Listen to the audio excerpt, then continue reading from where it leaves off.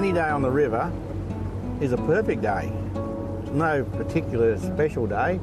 I just, like I say, I've been here 60 years. I know the river like the back of my hand, but I still love getting on the river.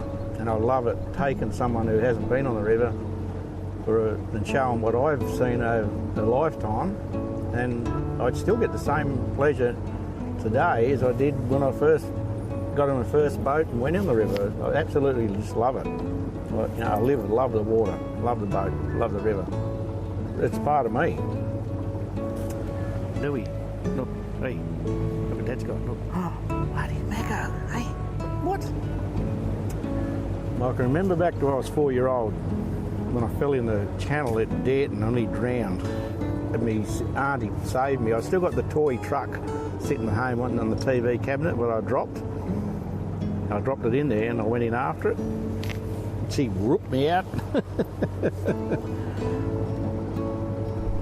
I just love boats. Well, like I say, I lived on the river and I absolutely love boats. The first boat I got was just an old wooden boat that no one wanted. So I patched it. Between that and bailing it out, stop from sinking, I actually enjoyed myself.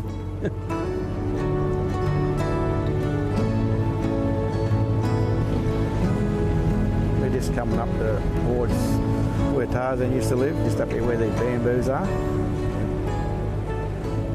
Over on the left here, this Edwards family lived here. They come here with a circus coming through here back in the early stage, and they stayed here, and two of them became fishermen. But Norm Edwards, they called him Tarzan, and he used to have shows up here in these trees. He used to have swings and everything and that. He used to bend big roofer nails in his mouth, bend iron bars around his neck, contortionist. He could sit down with his feet folded behind the back of his head. He was amazing. He was a good friend of ours when I was only young growing up. Yeah, like Norm, he was great. He was just a real gentleman. And they just used to love to go to Menindee. And Norm used to buy double ice cream, a stick of Fritz, half a dozen tins of cat tucker. And that's all he used to live on. He fell in love with my auntie, and he was probably 40 or 50 years older than her anyway.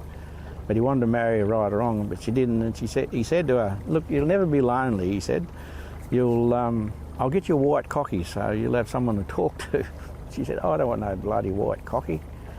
Anyway, it didn't eventuate, of course, but he still stayed friends with us for years and years, yeah. And till my auntie moved on, and then didn't see him after that. It must have been because he had no interest to come home. So, but yeah, we seen him over for years after that.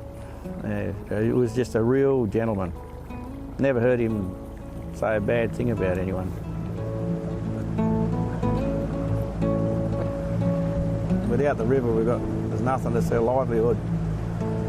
Here in India, we just do our own entertainment, you know. Like if we ain't got water, we usually go skiing or something like that, or fishing or yabbing. It's always to do with water. Everyone gets depressed when there's no water.